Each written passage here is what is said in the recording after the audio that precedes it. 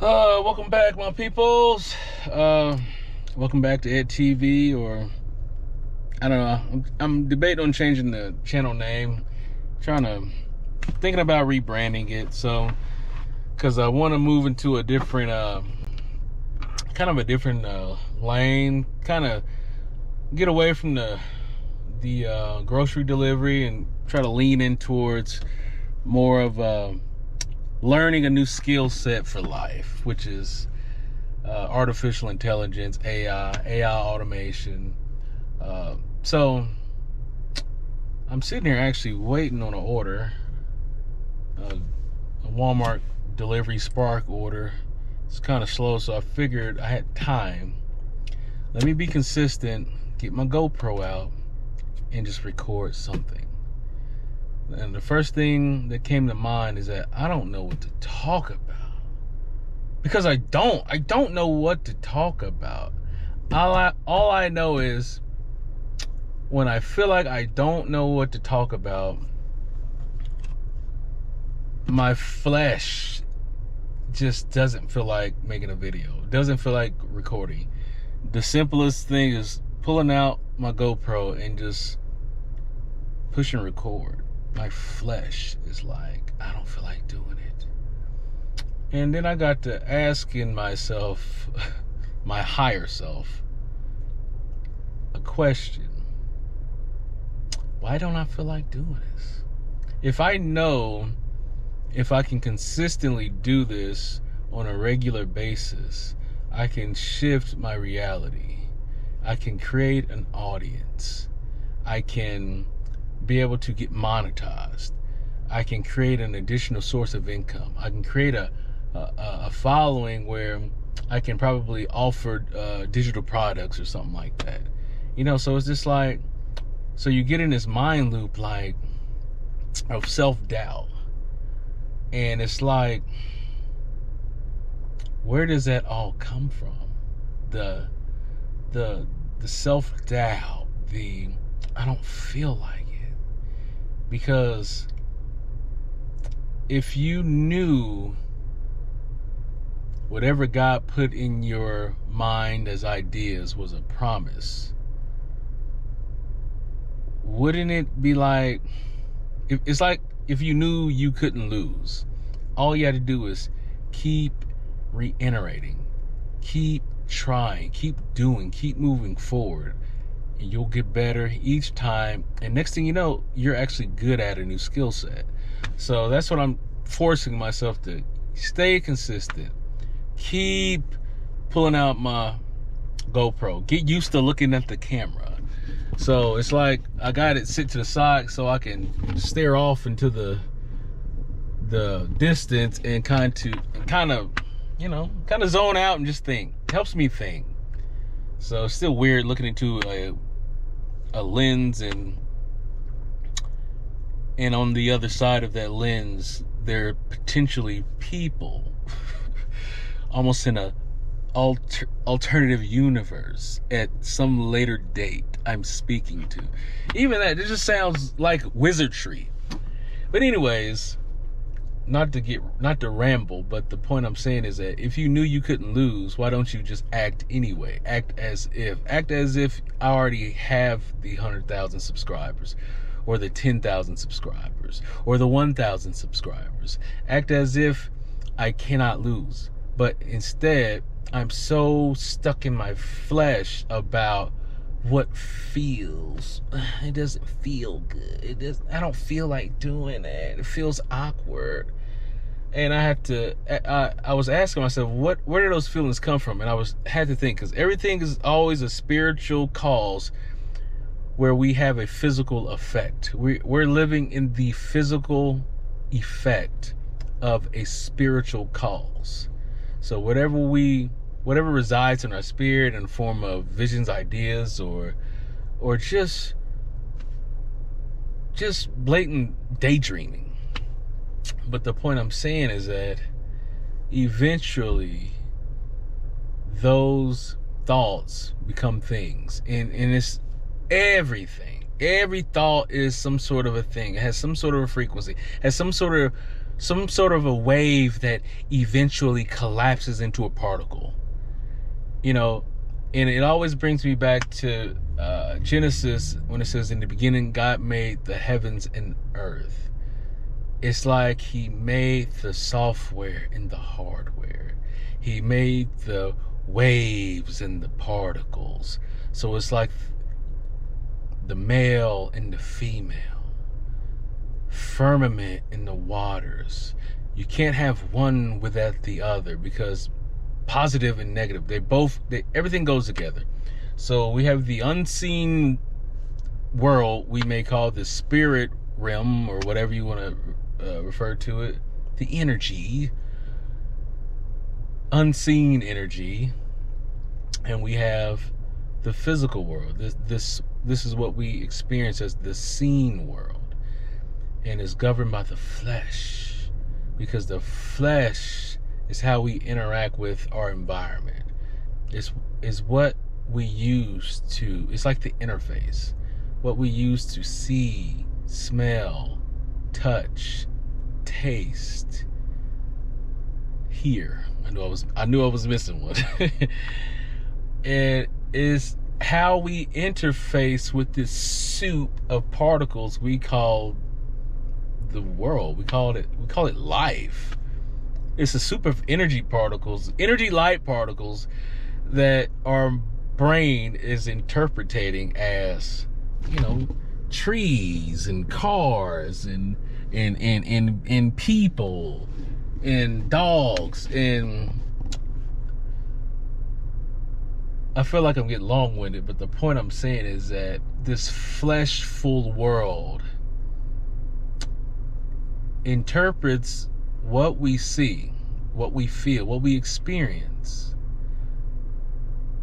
But our spirit gives us the substance in order to even I feel like now I'm confused. I'm not saying I'm confused myself. I'm just trying to find the best words to use.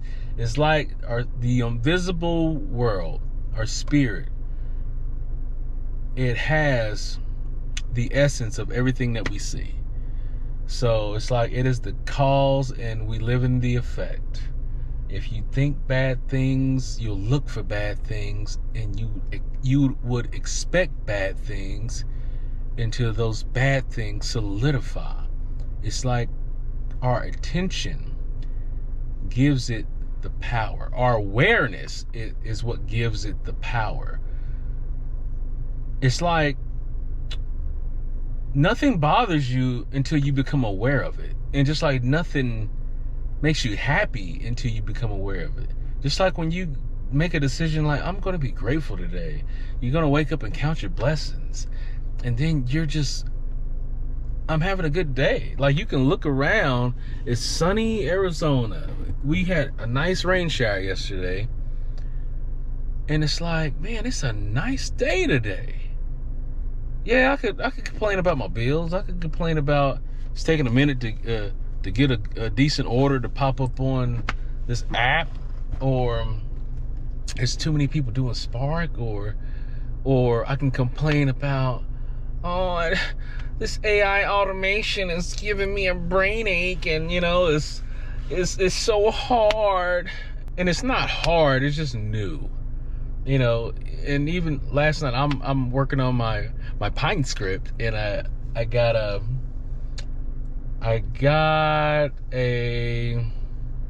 had an idea, and I told myself, hey, let me put a listing on Fiverr for Pine script editor, trading view, trading buy, you know, and the thing is this, I know how to trade. I know the basics, the main strategies for trading. And I was like, you know what? Let me go to ChatGPT. Let's come together. Let's bring our minds together. I want to have an experiment. So in order to make myself have to figure it out, I had a listing like Pine Script Editor, you know, because I've done it for myself as far as put together a trade and view alert system or strategy. And what I want to do eventually, I want to automate it to where I don't have to do anything. Have the API to connect with NAN and automate my whole trading strategy. But first, I have to start out with the Pine script. So, you get to this point where you self-doubt and you're like, it can't be this easy. So I want to prove to myself how easy it can be to have ChatGPT help me create code for Pine script and edit it to where it's at a high enough quality where I can resell them. That's the short-term goal.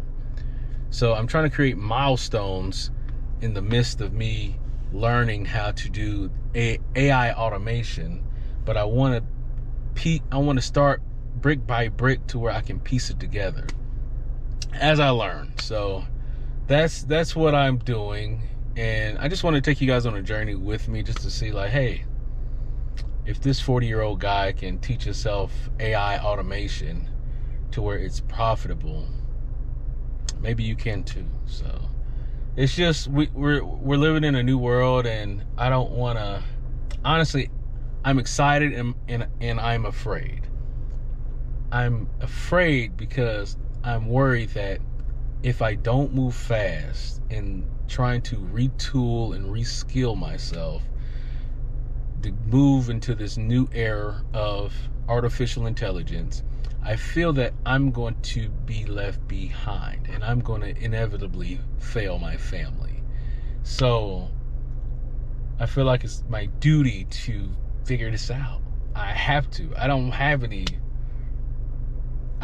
nets to help me when I fall. Man, this is just me. Ain't nobody coming to save me.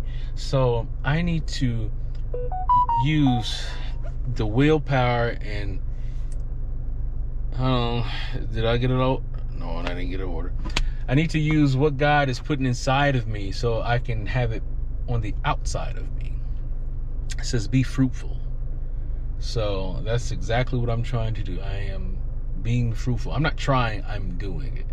So, but to go back to what I was saying is, I feel like I rambled a little bit, but your flesh will pull you. It will try to pull your mind away from what your spirit is telling you. So, because I always like to go back, seek ye first the kingdom of God and all of his righteousness, and all of these things will be added unto you. It did not say seek these things first and then the righteousness of those things and the kingdom of God will be added to you. It doesn't say that. It says seek ye first the kingdom of God. And I'm talking about Matthew 6:33. Seek ye first the kingdom of God. That is the spirit world, the unseen world, and all of his righteousness, all of the right thinking that comes along with that, all the God ideas that you download into your mind, into your spirit, into your soul, all of those ideas and the righteousness from those ideas, and all of the things to be added unto you. It says you're supposed to meditate on his word day and night, because that's how you conjure up that wisdom. So, like I said, that's just my journey I'm on, man. It's just, when the world is astray, and I feel like because AI is pushing people out of their physical roles. So it's pushing them out of their physical roles, technology is. So that means we have to ascend to our more spiritual awareness, because your problems are smaller than what God can handle. So that's all I'm saying, is like God is bigger than any problems, and it's not the God is so separate from us. It's the God that dwells within us, and it's not separate. It's in us, through us, and all around us. It is God that works through us. And I think a lot of people, they painted this, society has painted this picture. And what I mean by society, I'm talking about the world that our flesh dwells in. Society has painted this picture that God is so distant and separate when it is around us. It said, in the beginning was the Word, and the Word was with God. Then a few verses later, it said, and the Word was made flesh and dwelt amongst men. Just think about that. The Word, we think in words. The Word was with God. So in the beginning, the Word was with God, and the Word was made flesh, and it dwelt, and He dwelt amongst men. So it became solid. It was with God in the physical, came down to mental, and it became flesh, solid. So I'm gonna let y'all meditate on that. I feel like I'm being a little long-winded. Once I get going, I find my rhythm and I just get the rambling. And that's kind of what I was hoping for, because I really did not feel like making a video, because I didn't have the confidence that I would know what to say. And that's where it comes from. When you say, I don't know what to say. And a lot of times it's like, you don't need to know what to say. Just allow the ideas that God is planning to in your mind just flow through you, and it will hit whoever ears that needs to be hit. And I'm just, honestly, my whole goal is I'm just trying to serve God at a higher purpose, because I know if I can serve others at a higher purpose, I can serve my family. Hence trying to figure out this AI automation, Pine Script. I'm trying to use ChatGPT, Gemini, all of these large language models. I'm trying to use them to the extent that I'm able to use them, so I can become better. The whole goal is to become better. Honestly, it's not even about getting ahead of my, well, yeah, I'm not even gonna lie. It is about getting ahead of my bills, but the thing is this, I know if I become better, I can do better and have better. Or if I can become more, I can have more. Well, I can do more and have more, in that order. That's kind of what I'm saying. So, and in order to have more, you got to serve more. You got to serve at a better quality. And like I said, my goal is, I hope these videos find the right people that I can actually serve. And it's just like, okay, hold on, gotta order. It's the same crap they sent me a minute ago, and I'm going to reject it because I can't, my time is too valuable. I can't do that. Anyways, now I lost my train of thought. The point I was trying to end on is that when you can serve people at a higher quality, you can serve more people, and it just elevates your standard of living. And the way this world is moving fast, you have to retool and upgrade your skill sets really fast now, because you don't want to get left behind. Even this AI automation, who's to say next month or in 2 months it's going to be another shift in AI where, oh, you don't even have to do that now, man. All you got to do is pick up your phone, talk for about 10 or 20 minutes into the AI, and it'll automate everything for you. But we not there yet. So right now, I gotta do it appears to be difficult, and that's what I'm counting on. The tasks that appear to be difficult to most people, that's where people will pay for it, because people don't have time to figure it out. So I would rather stay up an extra hour or two at night, or get up an extra hour or two in the morning to figure it out, so I can serve the people who have the money and they don't feel like figuring it out. So that's my angle. So, but like I said, I'm trying to money up, man. I'm not even gonna lie. But at the end of the day, the only way you can money up is that you genuinely, did I say that right? Genuinely serve people. You can't get around it. You can't get around it. Serve them at a higher quality. So, anyways, peeps, I'm gonna go. Looks like I finally got a decent one. I'm gonna go do this. You know what? I used to always, I gotta tell myself to quit talking like this, but I admit sometimes when I'm doing these orders, these grocery, Walmart store orders,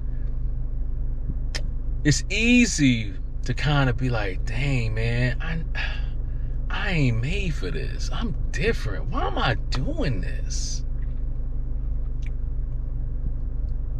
And it's like you'll get into a fit where you can easily feel sorry for yourself, and then I have to turn that switch off and be like, man, at the end of the day, I'm serving God's people.